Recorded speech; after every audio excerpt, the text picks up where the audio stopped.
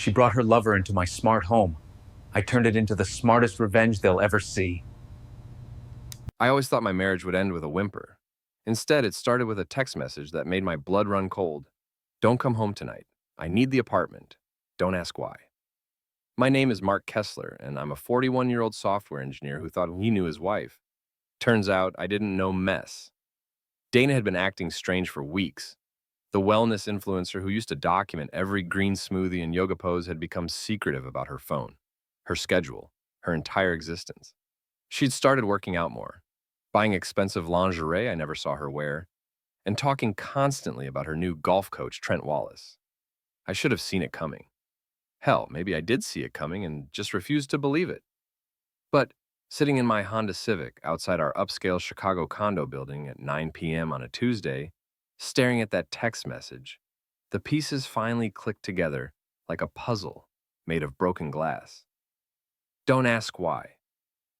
Right, because asking why your wife kicks you out of your own home is such an unreasonable request. I'm not the kind of guy who makes scenes.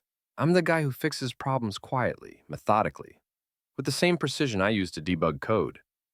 But as I sat there in the parking garage, watching the lights in our 15th floor windows, something dark and calculating stirred in my chest. You see, Dana didn't know about all the smart home tech I'd installed over the past year. She thought it was just fancy thermostats and automated lights. She had no idea that every entry, every movement, every sound in our apartment was logged, recorded, and accessible through my phone. I pulled up the security app and checked the entry logs.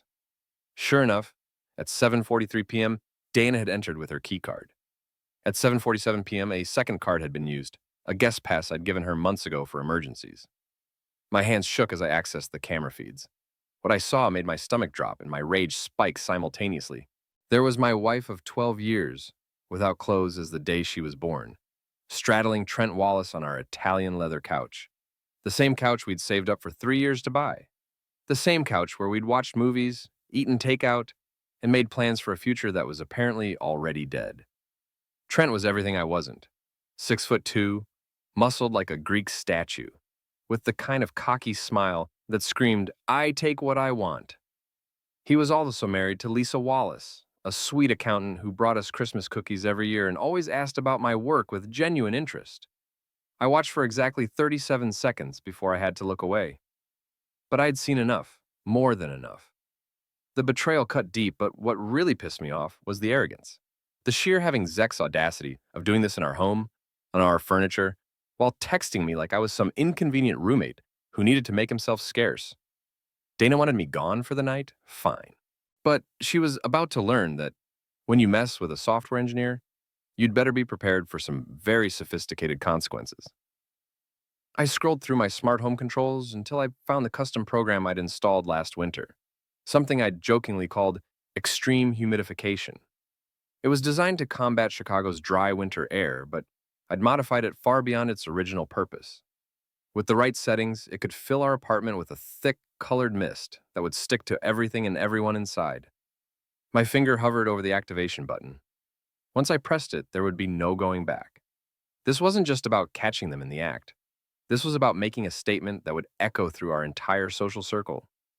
I thought about Dana's Instagram followers, her wellness brand partnerships, her carefully curated image as the perfect wife and lifestyle guru. I thought about Trent's arrogant smirk and his unsuspecting wife. I thought about 12 years of marriage reduced to a dismissive text message. I pressed the button. The system activated with a soft chime on my phone.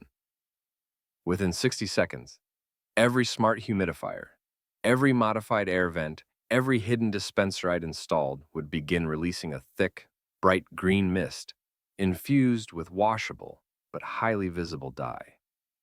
The mist would be harmless, but impossible to ignore, and even more impossible to explain away. I sat back in my car and waited for the show to begin. The first sign of chaos was the emergency lighting in our apartment windows. The smart system had detected unusual air quality and automatically triggered the building's safety protocols. Within minutes, I could see figures moving frantically behind the green-tinted windows. My phone buzzed with notifications from the building's emergency system, but I ignored them. This was better than any pay-per-view event. At 9:23 p.m., the fire alarm in our unit began blaring. At 9:24 p.m., our apartment door burst open and two figures stumbled into the hallway, coughing and covered head to toe in bright green dye. I couldn't help but grin as I watched through the building's security cameras.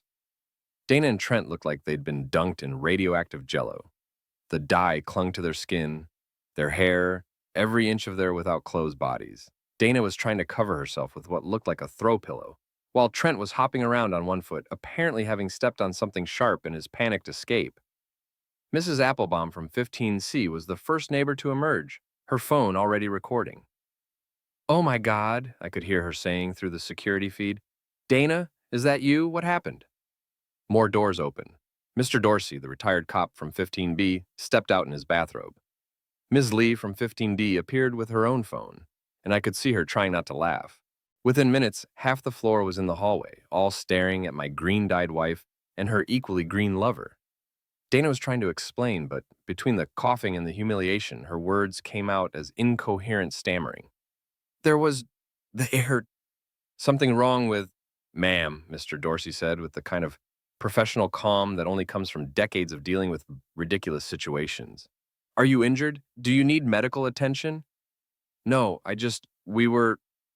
Dana's voice trailed off as she realized there was no way to explain this that wouldn't make everything worse. Trent, meanwhile, was frantically trying to wipe the green dye off his body with the throw pillow, which only succeeded in spreading it around more. "This is insane," he kept muttering. "This is having Zex insane." That's when I decided to make my entrance. I took the elevator up to the 15th floor, timing my arrival perfectly. As the doors opened, I stepped out with my hands in my pockets and a look of complete bewilderment on my face. "What's going on?" I asked, as if I hadn't orchestrated this entire spectacle. "I got an emergency alert about our apartment." The hallway fell silent, except for the still blaring fire alarm. Dana's eyes met mine, and I saw the exact moment she realized I knew everything. The color drained from her face. Well, what little natural color was visible under the green dye? "Mark," she said weakly, "I can explain." "Can you?" I asked, pulling out my phone and making a show of checking the smart home logs. "Because according to this, you're not supposed to be here. You told me not to come home tonight. Something about needing the apartment." I looked at Trent with mock confusion. "I'm sorry, who are you again?" Mrs. Applebaum was still recording, her eyes wide with the kind of excitement that comes from witnessing the neighborhood scandal of the decade. Ms. Lee had given up trying to hide her amusement and was openly grinning. Mr. Dorsey was shaking his head with the weary expression of someone who'd seen it all. "This is your husband?" Trent asked Dana, apparently just now realizing the full scope of his predicament. "Yeah," I said, extending my hand with mock politeness. "Mark Kessler. And you must be the golf coach I've heard so much about. Though I have to say, your form looks a little off." That's when the building's security arrived, followed closely by two firefighters who'd been called about the air quality alert. They took one look at the scene.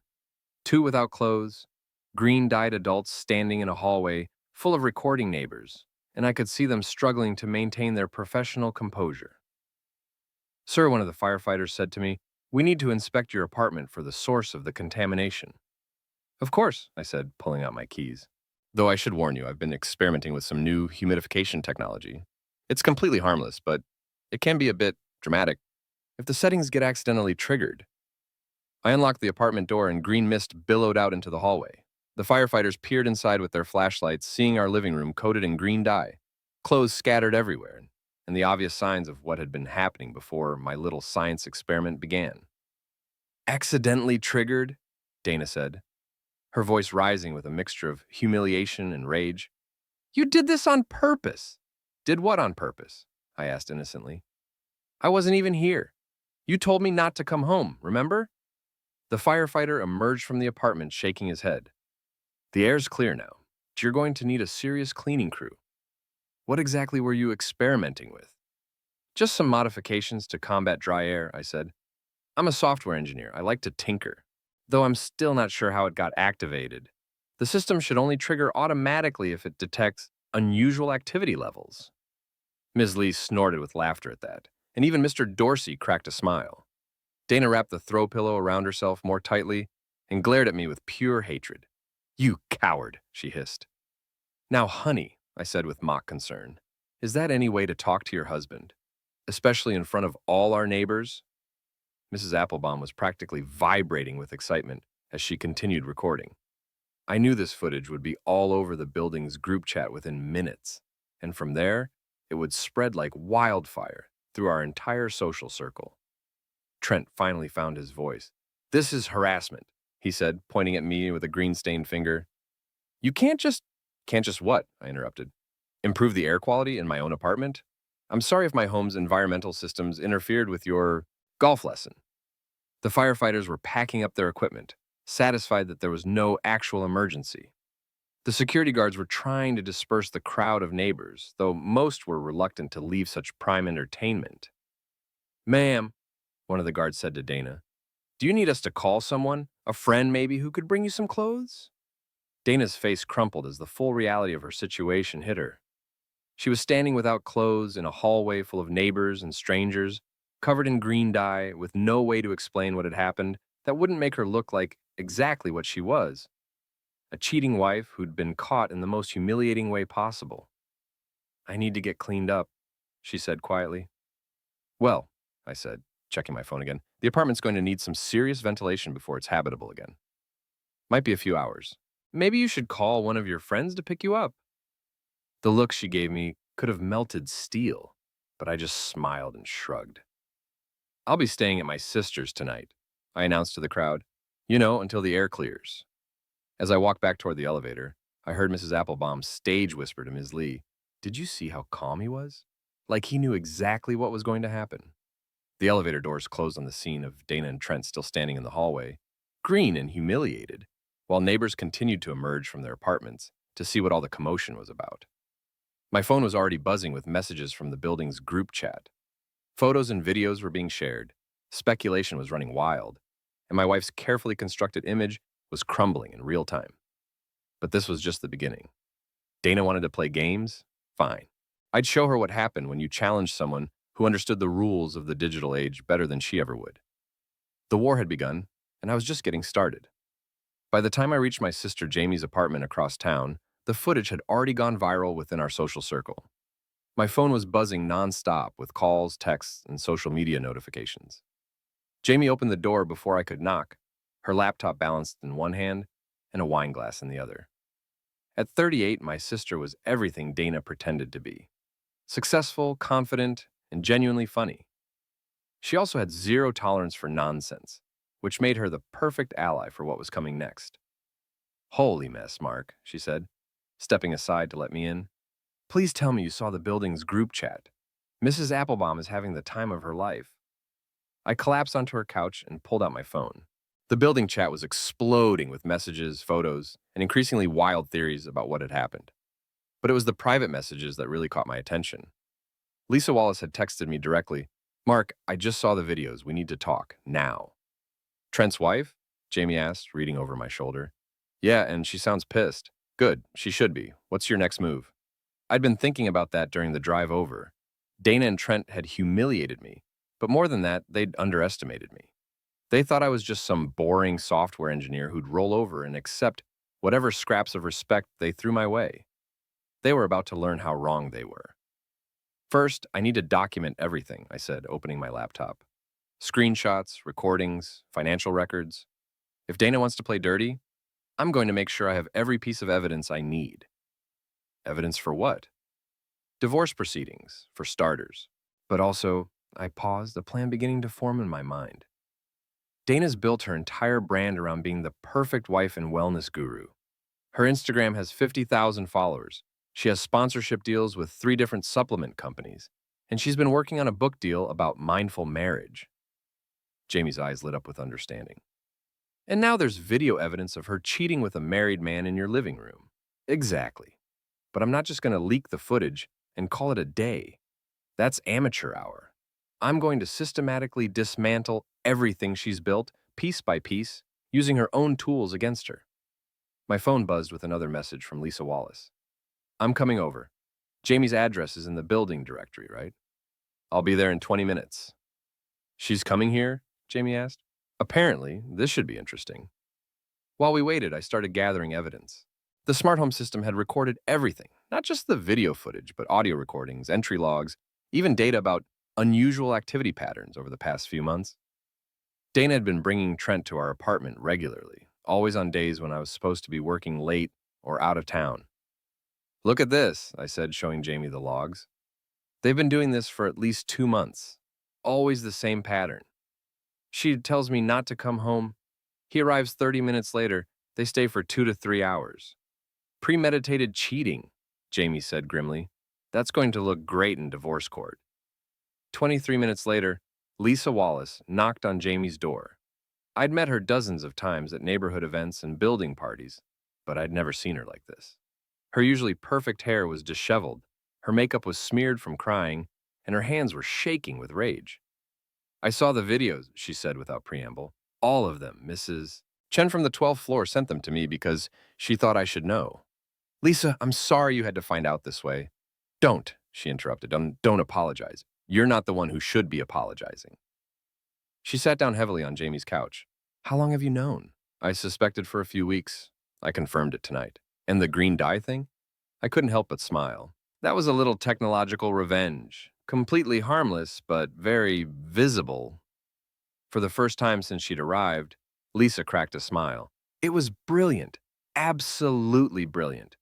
Do you know Trent called me from the lobby, begging me to bring him clothes? He's still green, by the way.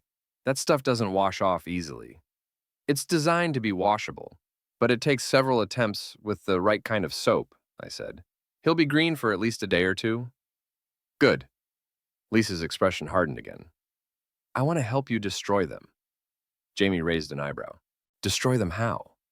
"I don't know yet," Lisa said, "but I have access to all of Trent's accounts, his client list, his business records, and I know things about him that could ruin his reputation permanently." This was better than I'd hoped. I'd expected to wage this war alone, but having an ally, especially one with inside information about Trent, changed everything. "What kind of things?" I asked. Lisa pulled out her phone and started scrolling through photos. "For starters, he's been embezzling money from the golf club. Small amounts, but consistently, for over a year. He thinks I don't know because he has a separate account, but I do the taxes for his business. I've seen everything." She showed me bank statements, receipts, and financial records that painted a clear picture of systematic theft. "Then there's this," she continued, swiping to a series of text messages. "Screenshots of conversations with other clients, female clients. Your wife isn't the only married woman he's been coaching." Jamie whistled low. "How many others?" "At least 3 that I can prove, maybe more." Lisa's voice was steady now, focused. "I've been thinking about divorcing him for months, but I didn't have the courage, and seeing those videos tonight, it was the push I needed." We spent the next 2 hours planning. It wasn't enough to simply expose Dana and Trent. We wanted to make sure the consequences were severe and lasting. We wanted them to understand that actions have consequences, and that betraying people who trusted them would cost them everything they'd worked to build. By the time Lisa left at midnight, we had a comprehensive strategy. Phase 1 would begin in the morning, targeting Dana's social media presence and business partnerships. Phase 2 would focus on Trent's professional reputation and legal troubles. Phase 3? Well, Phase 3 would be the grand finale that neither of them would ever forget. As I settled onto Jamie's couch for the night, my phone buzzed with one final message. It was from Dana. "We need to talk. This doesn't have to get ugly." I typed back, "It's already ugly. You made sure of that." Her response came immediately. "You have no idea what you're starting." I smiled in the darkness and typed my final message of the night. "You're right. I have no idea what I'm starting, but I know exactly how it's going to end." Tomorrow, the real war would begin. The next morning, I woke up to 17 missed calls from Dana and a voicemail that was equal parts desperate and threatening. But what really caught my attention was the notification from Instagram. Dana's wellness account had lost over 3,000 followers overnight. The videos from the hallway had spread beyond our building's social circle. Someone had posted them to a local Facebook group, then to Reddit, and from there they'd taken on a life of their own. The comments were brutal, and Dana's carefully curated image was crumbling in real time. Jamie was already up, sitting at her kitchen table with her laptop and a cup of coffee. "Your wife's been busy," she said, turning the screen toward me. "She posted a statement on Instagram at 6 a.m. I read Dana's post with growing amusement. She'd crafted some nonsense story about a misunderstanding and malicious sabotage by someone trying to hurt her business. She painted herself as the sufferer of a cruel prank, conveniently leaving out the part about cheating on her husband. The comments are the best part, Jamie said, scrolling down. Her followers aren't buying it. She was right. The comment section was full of people who'd seen the videos, and they weren't holding back. Former fans were posting screenshots of Dana with Trent from the building's security cameras, calling her out for lying, and sharing their own stories about influencers who'd turned out to be frauds. My phone rang, so, Lisa Wallace. Are you seeing this? She asked without preamble. Dana's Instagram meltdown? Yeah, it's beautiful. No, not that. Check your email. I sent you something that's going to make your day. I opened my laptop and found Lisa's message with a video attachment. The file was labeled Trent's Confession. What is this? Security footage from our home office. Trent came home last night still covered in green dye, and he was furious. He started ranting about how he was going to make you pay, how he knew people who could cause you serious problems. But then he said something interesting. I opened the video and watched Trent pace around their home office, still visibly green, gesticulating wildly as he spoke to someone on the phone.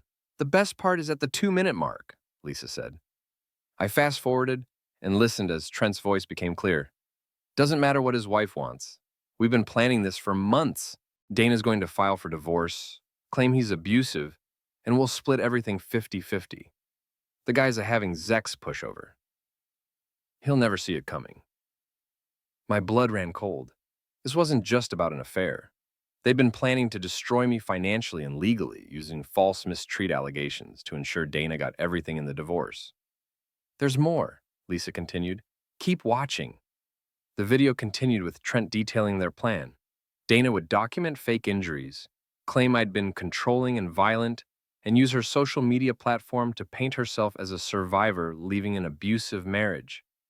Meanwhile, Trent would provide emotional support, and eventually they'd go public with their relationship, positioning themselves as two people who found love after escaping toxic situations. Jesus Christ, I said. They were going to destroy my life. We're being the operative phrase, Lisa said grimly, because now we have evidence of conspiracy to commit fraud, perjury, and defamation. This video changes everything. She was right.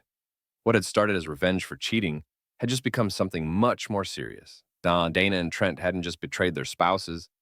They'd planned to commit crimes that could have sent me to prison and ruined my life permanently.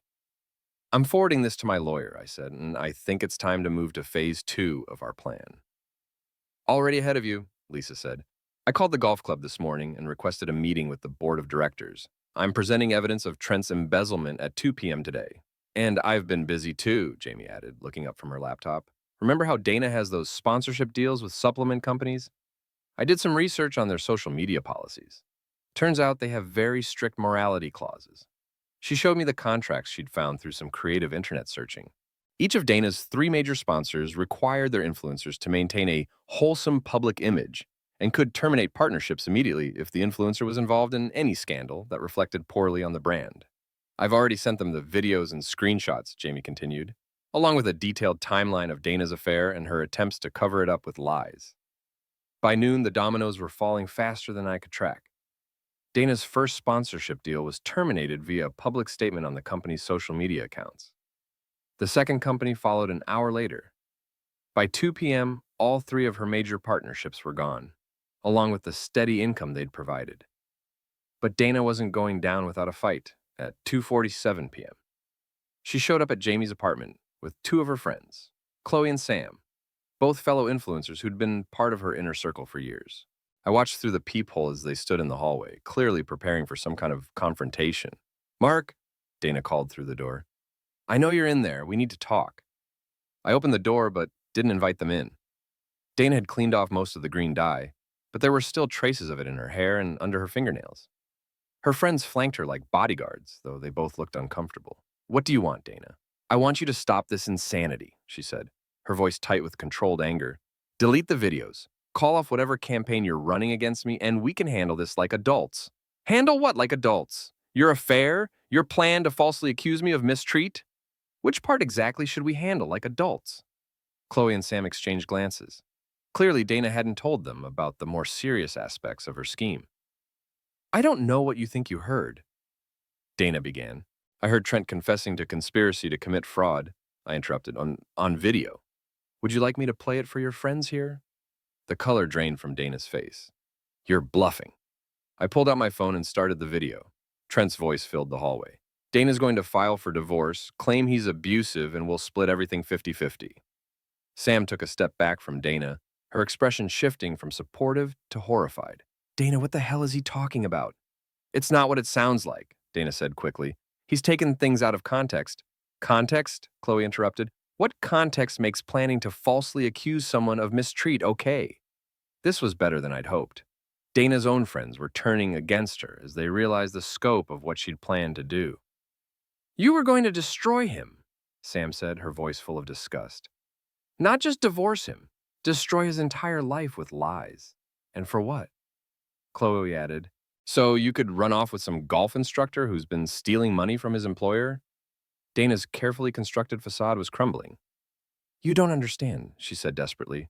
Mark is controlling, manipulative. Really? I said calmly.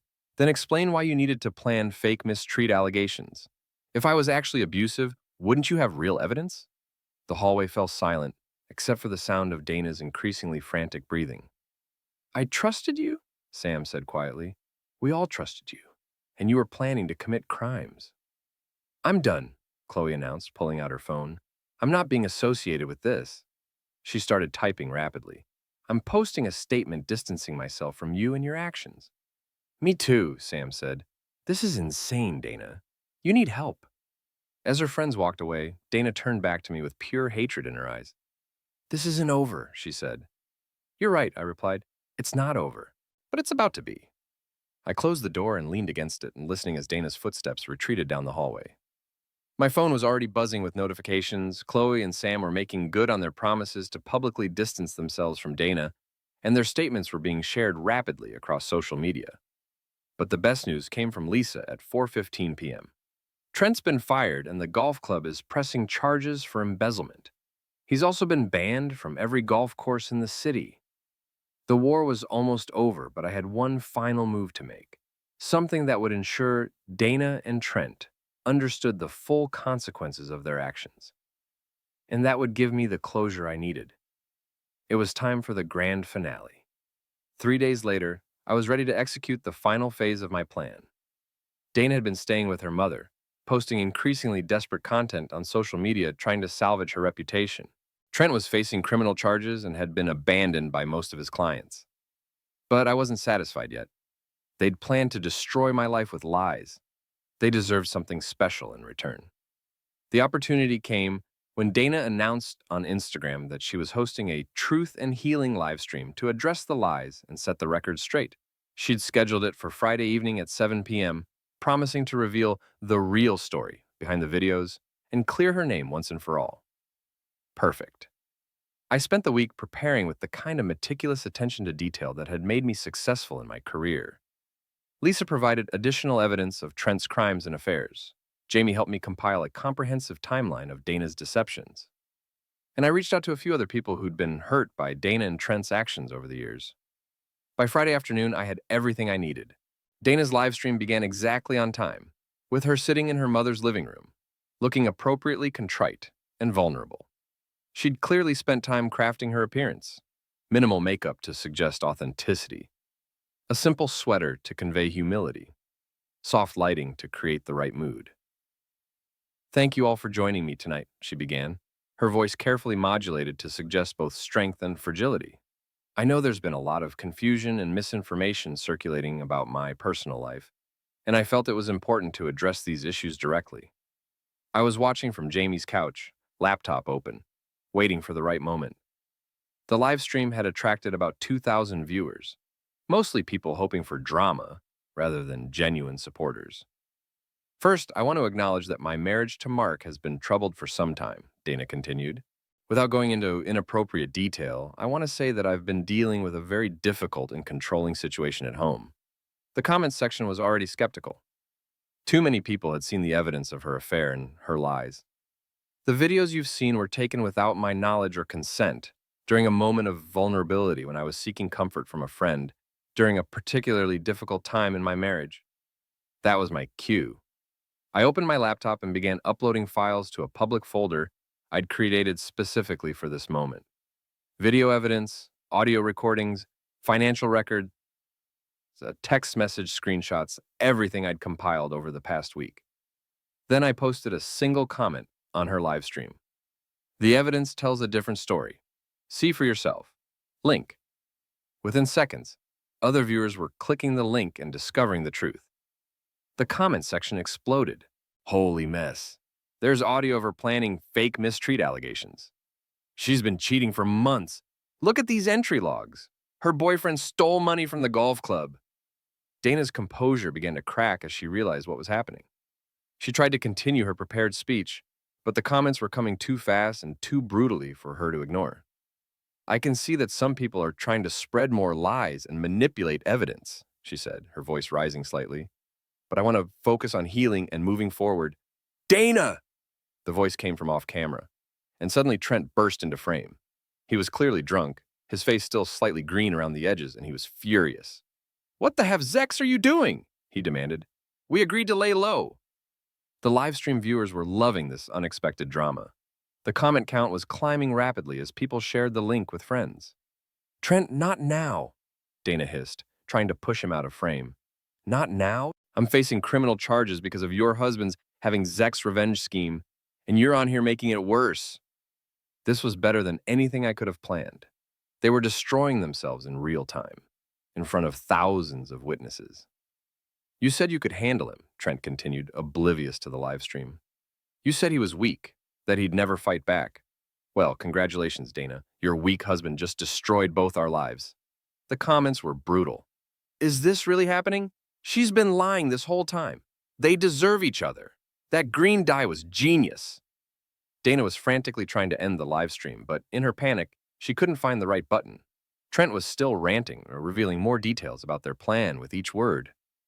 We should have just taken the money and left town like I wanted, he said. But no, you had to get greedy. You had to try to destroy him completely. Shut up, Dana screamed. You're making everything worse. Worse? How could it possibly be worse?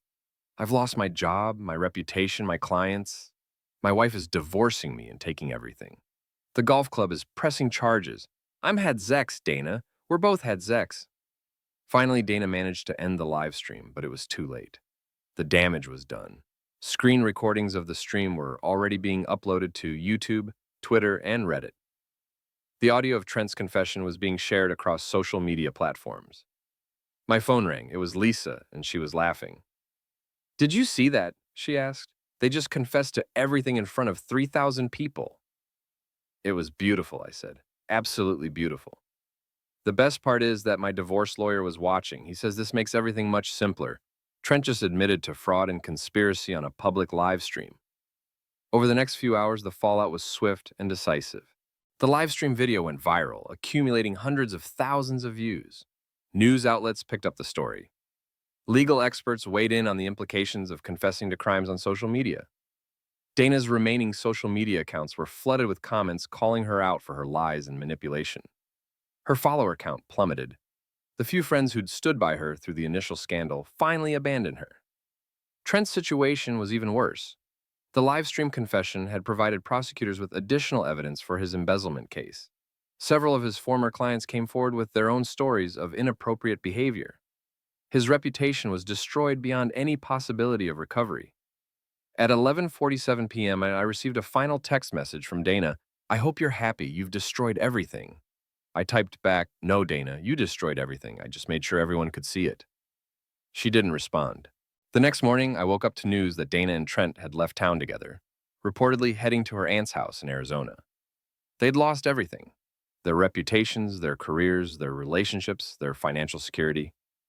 But most importantly, they'd lost the power to hurt anyone else the way they'd planned to hurt me. I filed for divorce that afternoon. With all the evidence I'd compiled, it would be quick, clean, and heavily in my favor. Lisa was doing the same with Trent, and between the two of us, we'd ensure they faced the full legal consequences of their actions. 3 weeks later, I was back in my apartment, professionally cleaned and restored to its original condition. The smart home system had been upgraded with even better security features. Mrs. Applebaum still nodded approvingly whenever she saw me in the hallway. I never heard from Dana again. According to social media reports, she and Trent's relationship didn't survive the stress of their mutual destruction. They'd betrayed their spouses, lost their careers, faced criminal charges, and ultimately betrayed each other. Justice, I reflected, sometimes comes in the most satisfying forms. As I sat in my living room, on a new couch since the old one had been irreparably stained, I realized that I felt better than I had in years. Not just because of the revenge, though that had been deeply satisfying, but because I'd learned something important about myself. I wasn't weak, I wasn't a pushover, and when someone tried to destroy me, I had the skills, the intelligence, and the determination to fight back harder than they ever expected. Dana and Trent had thought they were playing with an easy target. Instead, they discovered that sometimes the quiet guy in the corner is quiet for a reason, because he's busy planning, calculating, and preparing for the moment when he'll show everyone exactly what he's capable of. They'd wanted to humiliate me, destroy my life, and walk away with everything I'd worked for. Instead, they'd lost everything while I gained something far more valuable than money or property. The knowledge that I could protect myself, that I wouldn't be anyone's sufferer, and that actions really do have consequences. The end.